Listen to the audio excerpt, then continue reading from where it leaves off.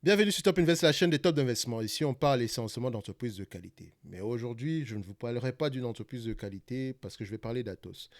Alors, Atos prend 16,24% en date d'aujourd'hui. Donc, je pense que c'était le mercredi 27 du mois de juillet. D'accord, donc attention. Donc, c'est le 27 du mois de juillet ici. Donc, on prend à peu près 16% dans la journée. Quand je dis on prend, je ne suis pas actionnaire de cette compagnie ici et je n'ai pas l'intention d'être actionnaire de cette compagnie. D'accord, donc je parle juste en général. Donc, ici, c'est 11,55 €. Donc, ils ont publié leurs résultats financiers ici et il semble que le marché a dû apprécier ce qu'il a vu. Mais moi, franchement, ces résultats sont dégueulasses. Je ne sais pas où est-ce qu'on s'en va, mais réellement, si vous les lisez, je vous assure que tout est mauvais. Alors, on va commencer, on va déjà lire cette note-ci, je vais faire un commentaire dessus, et on va survoler les rapports financiers ici, ok? Donc, on dit ceci, ça c'est un article qui vient du journal Investir ici, donc on va y aller.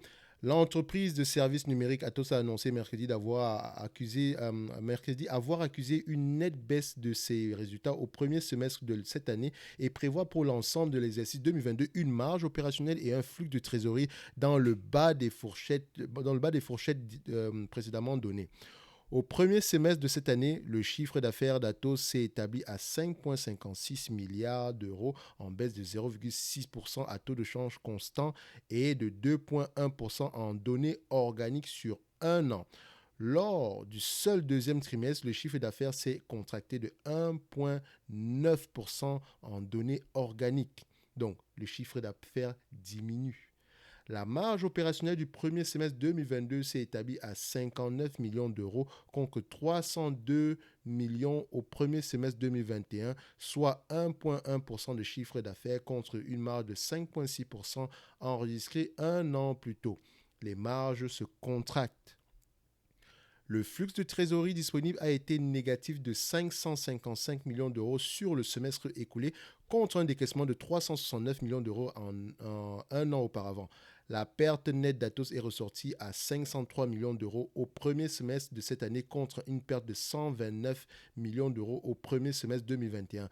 Le résultat net normalisé qui retraite les éléments inhabituels et non récurrents s'est établi en perte de 119 millions d'euros contre un bénéfice de 162 millions sur les 6 premiers mois de 2021. Donc même ajusté, on est toujours en perte. Ici, le résultat net, c'est free cash flow qui nous intéresse et même les free cash flow sont négatifs. Donc on n'a pas gagné d'argent de toutes les façons. Ici, on met un nouveau prêt sécurisé. Donc Atos a eu un nouveau prêt sécurisé ici. Donc écoutez bien ce qu'on va dire ici. Parce que là, c'est la partie qui m'énerve le plus. Enfin, qui m'énerve, c'est la partie. Qu'est-ce qu'on. Le plus, la plus. Donc, de toutes les façons, c'est la partie que je déteste. D'accord. Donc, on va y arriver. Concernant ses perspectives pour 2022, Atos a indiqué s'attendre à atteindre désormais le bas de ses fourchettes de prévision en marge opérationnelle située entre 3 et 5%. Donc, le bas de fourchette, attendez-vous à moins de 3%, d'accord, premièrement. Et le flux de trésorerie opérationnel allant de moins 150 millions d'euros à 200 millions d'euros. Donc, attendez-vous également à une perte parce que cette entreprise fait de moins en moins ce qu'ils disent, d'accord. Donc, on ne peut pas leur faire confiance du tout, surtout avec tout ce qui se passe actuellement. Donc, on continue. Atos a par ailleurs confirmé prévoir une évolution de son chiffre d'affaires à taux de change constant, comprise entre une baisse de 0,5% et une hausse de 1,5%. Attendez-vous à une baisse, d'accord, pour les mêmes raisons que précédemment. On ne peut plus croire à ce qu'ils disent, d'accord. Ici maintenant, on veut voir ce qu'ils disent au lieu de croire ce qu'ils disent, ok. Parce que ici, pour moi, le management d'Atos n'a plus de crédibilité. Donc, franchement, tout ce qui ressort ici, ça rentre dans une oreille, ça sort par l'autre oreille. Donc, ici, on sait une chose, c'est que les mois à venir vont être compliqués. Donc, le groupe s'attend toutefois à un régressement de ses résultats au second semestre, anticipant le retour à une croissance positive à taux de change constant et une amélioration de sa marge opérationnelle comme de son flux de trésorerie. Ok, ça reste à voir. Donc, la société a également annoncé avoir sécurisé un nouveau financement bancaire prévu dans le cadre de son plan de transformation qui a été annoncé le 14 juin dernier. On a sécurisé un plan de financement pour notre transformation qui a été annoncée le 14 juin dernier. Atos a ainsi reçu l'engagement de ses banques pour transformer une partie de sa ligne de crédit renouvelable à hauteur de 1,5 milliard d'euros sur un total de 2,4 milliards d'euros. En prêt à terme non garanti avec une maturité de 18 mois et 2 extensions de 6 mois à discrétion de la société. Donc, c'est-à-dire qu'on a 18 mois plus à peu près ici 6 mois. Donc, 6 mois x 2, 12. Donc, c'est à peu près au total ici, on a une trentaine de mois. D'accord? Donc, à la discrétion de la compagnie. Donc, interrogé lors d'une conférence téléphonique avec les journalistes sur le taux d'intérêt. Et ça, c'est la partie qui m'a c'est la partie qui m'a énervé. D'accord? Parce que je ne comprends pas pourquoi cette personne-ci ne donne pas l'information qu'on lui demande. C'est une information simple. Et quand quelqu'un vous cache une information, ça veut dire qu'il y a anguille sous roche. Donc, on dit ceci. Interrogé lors d'une conférence téléphonique avec des journalistes sur le taux d'intérêt de ce nouveau prêt, la directrice financière Nathalie Sencho, dont je ne sais même pas si je prononce bien son nom, a répondu que la société ne pouvait communiquer sur ce sujet à ce stade. Mais vous avez reçu l'aval des banques, mais vous ne pouvez pas communiquer sur le taux d'intérêt. Soit vous êtes malhonnête, soit le taux d'intérêt est très, très élevé. Et moi, je pense que le taux d'intérêt est très, très élevé parce que je n'ai pas envie de penser que ces gens-ci sont malhonnêtes. Donc, ils continuent à s'enfoncer. Je ne peux pas croire une autre. Vous voyez, en fait, le cas d'Atos vous démontre une chose. Le management est déterminant pour le succès d'une entreprise. Parce qu'avec Atos, on a l'exemple que le management, tout le management qu'on a eu ici, en fait, j'aime utiliser le terme malhonnête, mais ce n'est pas des malhonnêtes dans le sens où ils piquent dans la caisse ou quoi que ce soit. Non, mais c'est des gens, franchement, ils ne travaillent pas pour le bien-être des actionnaires, pour le bien-être des entreprises. Ils sont là pour leur propre gueule. Comment on peut te poser une question? Tu es directrice financière et on te demande le taux d'intérêt de la dette actuelle que vous avez contractée dernièrement et tu dis littéralement qu'à ce stade, nous ne pouvons pas communiquer. Ça veut dire quoi ça? Donne l'information. Ça t'enlève quoi? Si le taux d'intérêt est de 10%, c'est-à-dire que toi, ton problème, ce sont tes stock options. Parce que tu te dis qu'ok, si je donne le taux d'intérêt, vu que le taux d'intérêt n'est pas bon, l'impact sera négatif au niveau des actions de l'entreprise. C'est bête. Je vous dis la vérité, c'est bête. Je ne sais pas pour quelle raison elle a fait, mais c'est bête. Même quand vous voulez prendre un prêt, si vous avez à peu près même un intervalle entre 5 et 10%. Donne même l'intervalle le plus pessimiste en nous disant que non, les taux d'intérêt sont de 10%. Il n'y a pas de souci, mais tu nous as donné une information.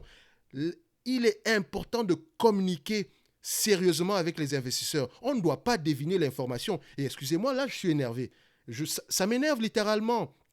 Ça n'a pas de sens. Moi, franchement, ça me dérange d'investir sur Atos. Et en plus, j'avais un projet parce que je voulais faire ceci. Je voulais suivre l'entreprise Atos de la période actuelle jusqu'à jusqu'à la séparation des deux activités ici au courant de l'année prochaine. Mais avec ce genre de management qu'on ne peut même pas croire, franchement, si moi j'avais des actions dans Atos, je les aurais vendues aujourd'hui. Ces gens-ci ne travaillent pas. En fait, ils ont besoin d'aller dans une école où on va leur montrer exactement comment est-ce qu'il faut se comporter avec des investisseurs. Il faut donner l'information. Soyez candide. Donne l'information. C'est tout ce qu'on te demande. Le taux d'intérêt, ça te fait mal où? Ça te fait mal où? Donne-moi l'information, c'est 10%, c'est pas grave, c'est 10%, mais maintenant je sais que c'est 10%. Je suis investisseur ici. Et la seule manière pour moi d'avoir l'information, c'est pendant les conférences call ou bien pendant les périodes de présentation des résultats. Et là, toi, on te pose une question simple et tu n'arrives pas à nous donner l'information parce qu'à ce stade, tu ne peux pas communiquer. Excuse-moi, mais va te faire foutre. Non, j'ai aucun problème avec la personne, hein, pas la personne en elle-même. Mais franchement, ce management-là, c'est de la merde en boîte. Franchement, ça m'énerve. Donc, on continue. L'augmentation du coût de refinancement est totalement intégrée à notre plan de financement et à nos prévisions pour l'année 2022. Un mot bateau, ça ne veut rien dire. On s'en fout, on t'a demandé le taux d'intérêt parce que c'est important pour nous. Le taux d'intérêt ici traduit le fait que si le taux d'intérêt est élevé, ça veut dire que les banques elles-mêmes n'ont pas confiance en vous. Et sans doute, c'est ça que tu as vu et tu te dis que non, il ne faut pas que je leur présente ça ici aujourd'hui, sinon l'action risque de continuer à chuter. Ne t'inquiète pas pour tes actions si tu sais que ton entreprise est de qualité. Mais moi, maintenant, si je vois que tu t'inquiètes pour les actions, pour ce que les gens vont penser, ça veut dire qu'il y a quelque chose, il y a anguille sous roche. Je pensais même que le segment BDS a même un tout petit peu de valeur parce qu'il y avait des rumeurs comme quoi Thales veut acheter. Mais franchement, à partir de ce moment-ci, les gens d'Atos, franchement, même si je suis en perte de 50%, je vends tout, je vous donne le 50%. Je considère ça comme des frais d'apprentissage. Mais plus jamais, on ne me reprend dans une compagnie qui n'a même pas, je dis même, qui n'a même pas de respect pour ses actionnaires.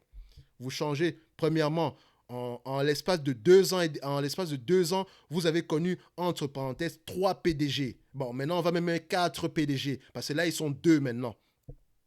Est-ce que c'est normal? Est-ce que c'est normal? Donc, le cas d'Atos doit vous servir de leçon, dans le sens où vous allez littéralement perdre de l'argent avec... Ça peut arriver. Je ne suis pas en train de vous faire la morale ici. Je dis ceci. Pour Atos, prenez ça comme un cas d'étude. Regardez, reprenez les rapports financiers. Qu'est-ce que vous aurez pu voir qui était déjà disponible lors des rapports financiers? D'accord? Donc, c'est ce que je voulais proposer, par exemple, à suivre Atos, essayer de voir ici que qu'est-ce qui s'est passé sur Atos? Qu'est-ce qu'on aurait pu voir à un moment donné qui était disponible sur les rapports financiers d'Atos? C'est ça que j'ai envie de voir. Parce que je me dis que cette entreprise-ci ne s'est pas mise à chuter littéralement à partir de 2017. Il y avait déjà des éléments ici. Soit l'entreprise était surévaluée, etc. Mais rendez-vous compte que nous avons une entreprise, je dis bien, qui en 2017 avait des bénéfices et des free cash flow de l'ordre de 5 dollars, 5 euros par action, 5 à 6 euros par action. Et littéralement, ces free cash flow-là ont fondu comme neige au soleil. Pourquoi? C'est la question que je me pose. Donc dites-moi si vous voulez qu'on aille un peu en profondeur dans les rapports d'Atos ici pour essayer de voir qu'est-ce qui s'est passé. Parce que c'est bien de parler des chiffres, mais parce que je vous ai tout dit que ce que moi je présente ici, ce sont des éléments en surface. Hein. Littéralement, je n'achèterai jamais une entreprise en me basant uniquement sur des chiffres. Je vais essayer de faire parler ces chiffres-là. Et ici, sur Atos, ça m'intéresse bien de suivre l'entreprise. On va commencer, par exemple, on commence en 2017, on lit les rapports financiers 2017, 2018, 2019, 2020. On essaie de voir qu'est-ce qui s'est passé entre-temps pour pouvoir se retrouver dans la situation actuelle. Parce que moi, je pense que les éléments qu'on a présentement était déjà visible avant même que ça arrive. Et vu que nous, en tant qu'actionnaires, nous devons être dans la prévision, comment est-ce que ça pourrait nous aider? Dites-moi si ça vous intéresse de faire ce genre de choses. Ça va me demander littéralement beaucoup de travail. Je vous dis la vérité. Je ne peux pas faire 5. Je vais faire littéralement, je pense, une vidéo par mois pour ce genre de sujet. Et je n'ai pas le choix que de le faire en PDF. Et ça demande énormément de lecture. Je pense que je ferai ce genre de projet peut-être si on arrive à 4000 abonnés par là. Parce que franchement, juste faire ce genre de projet et ne pas avoir, ne pas avoir des vues derrière ou des choses comme ça, c'est démotivant. C'est motivant intellectuellement parlant, mais je vous dis la vérité à la fin de la journée, si vous vous abonnez massivement, c'est le genre de choses qu'on va essayer de faire ici. Parce que nous, sur cette chaîne, on veut comprendre les choses. On ne veut pas juste se dire que, OK, on achète le dividende, on quitte. Non, on veut comprendre le pourquoi du comment. OK? Donc, on revient sur Atos pour juste terminer ici, parce que là, je suis déjà assez énervé comme ça. Bon, excusez-moi, je ne suis pas énervé contre vous, mais je n'aime pas ce genre d'entreprise qui se foutent de la gueule des actionnaires. Quand même je ne serais pas actionnaire, ça me dérange, parce que je sais littéralement que dans mon audience, il y a beaucoup de personnes qui ont acheté du Atos. D'accord? Parce que c'est parfois c'est parfois des vidéos les plus vues ici sur la chaîne. Donc, ça veut dire qu'il y a beaucoup de personnes qui recherchent sur des informations sur cette compagnie. Dites-vous une chose. Vous avez peut-être perdu de l'argent ici, mais vous allez apprendre une leçon qui va vous servir à long terme. Ne baissez pas les bras. D'accord? Il y a toujours une leçon à tirer d'un échec en bourse. OK? Donc, on continue. Atos a dévoilé le 14 juin dernier un plan stratégique qui prévoit la scission du groupe en 2 sociétés distinctes. La première entreprise conserverait le nom Atos et regrouperait, donc on remet ça encore ici, et regrouperait les activités historiques. On attend que, voilà, OK, regrouperait les activités historiques Oui, ça.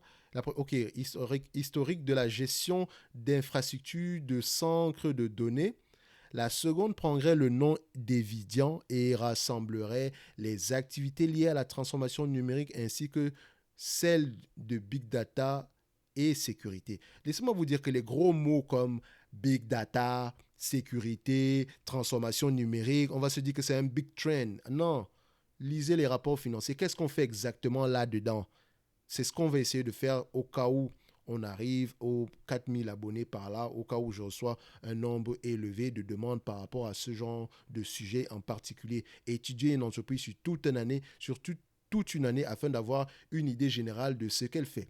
Qu'est-ce que l'entreprise fait? Quels sont les différents segments d'activité? Qu'est-ce que ces différents segments d'activité font réellement? Est-ce qu'on peut les expliquer en termes simples? C'est-à-dire que simple, ça veut dire que si vous me parlez de big data et sécurité, est-ce que je sais comment vous faites de l'argent dans le big data et sécurité?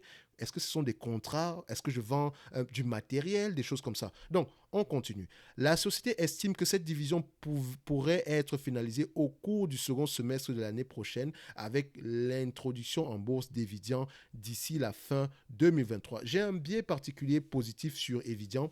Juste parce que je pense que c'est la partie la plus, je pense que c'est la partie la plus, enfin pas lucrative, mais c'est la meilleure partie de ce segment, de cette entreprise-ci. Donc l'autre segment qui va s'appeler Atos, qui concerne les infrastructures, etc.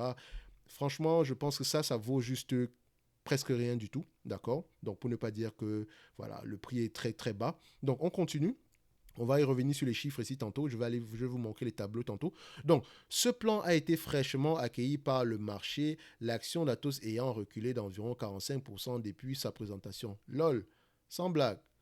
Donc, c'est sûr que ça a été accueilli fraîchement parce que là, quand vous vous séparez, ce n'est jamais pour des bonnes nouvelles, d'accord? Donc, interrogé sur de potentielles approches de la part de grands industriels sur les actifs de cybersécurité d'Atos, Nourdine Biman, le directeur général de la société, a assuré que le groupe n'avait pas reçu à ce jour d'offre. OK. Donc, ce qui veut dire que la rumeur concernant Thales n'est pas vraie. OK.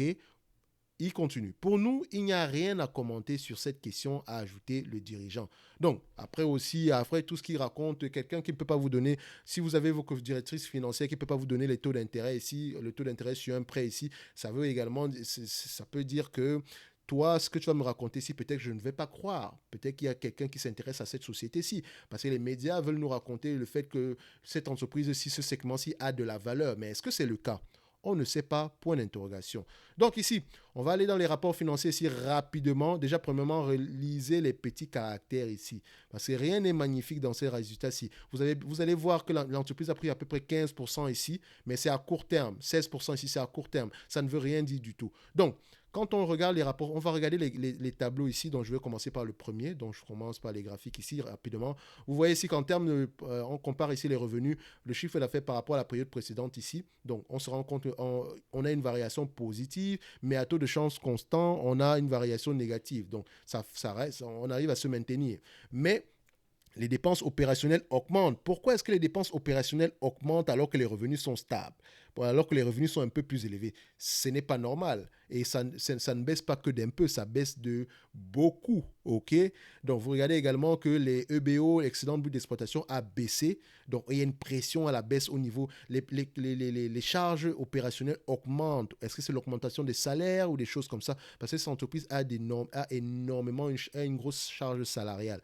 Donc, on continue. Résultat net négatif.